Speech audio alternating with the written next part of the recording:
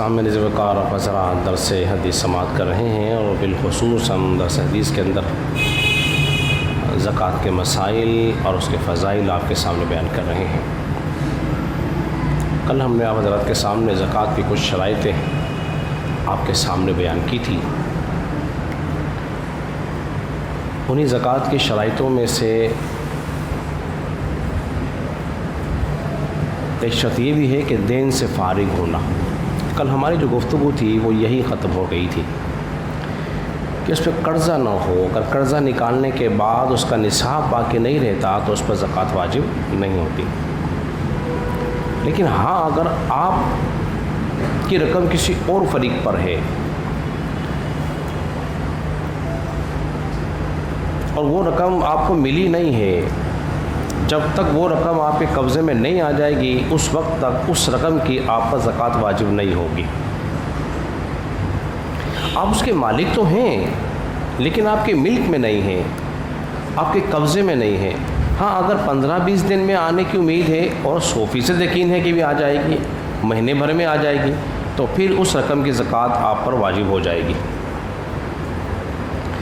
سال گزرنا بھی ہو گیا، مال نہ بھی ہے، جو حکماً بڑھتا ہو، یہ چرائی کے جانور ہوں یا خلقی ہو، سونا چاندی ہو، اس کی مقدار بھی ہم بتا چکے۔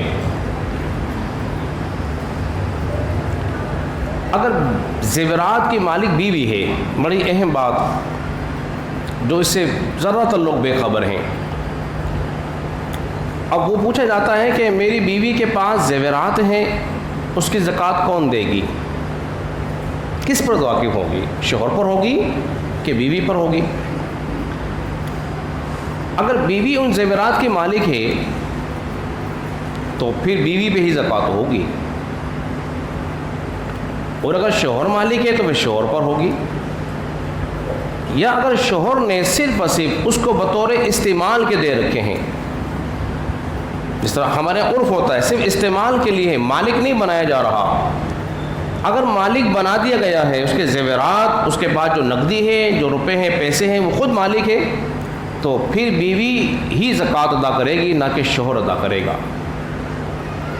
اور اگر اس کو مالک نہیں بنایا گیا، صرف استعمال کے لیے دے رکھے ہیں، تو اگر صاحب نصاب کو پہنچیں گے تو پھر اس کی تمام کی زکوٰۃ جو ہے شوہر ہی کے ذمے ہوگی، نہ کہ بیوی پر۔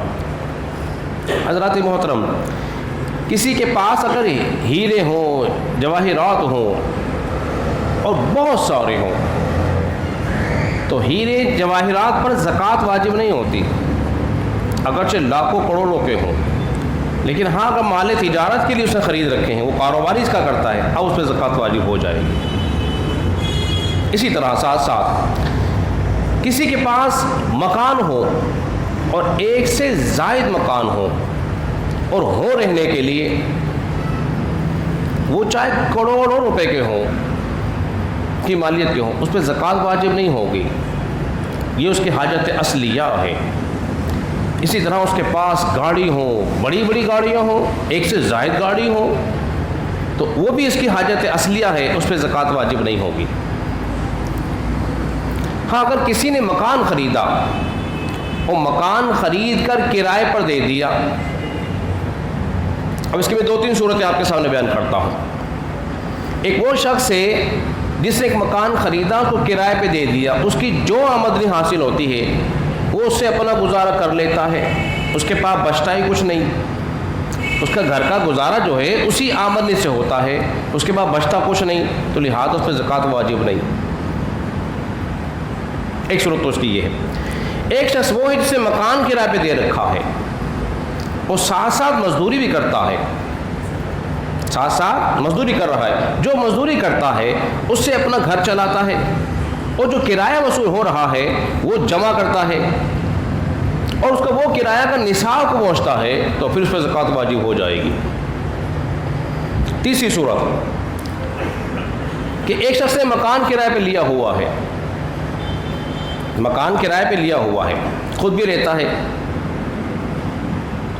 لیکن وہ جو مزدوری کرتا ہے، مزدوری کر کے اپنا گزارا تو کر رہا ہے، بچتا اس کے بعد بولیے کچھ بھی نہیں ہے، لیکن ہاں جو کرائے کی مد میں جو رقم اس کو موصول ہو رہی ہے وہ اس کو جمع کرتا رہا، جب سال گزر گیا تو وہ اس کے نصاب کو نہیں پہنچا تو اب بھی اس پہ زکوٰۃ واجب نہیں. اگر نصاب پہنچ جاتا تو اس پہ زکوٰۃ واجب بولیے ہو جائے گی.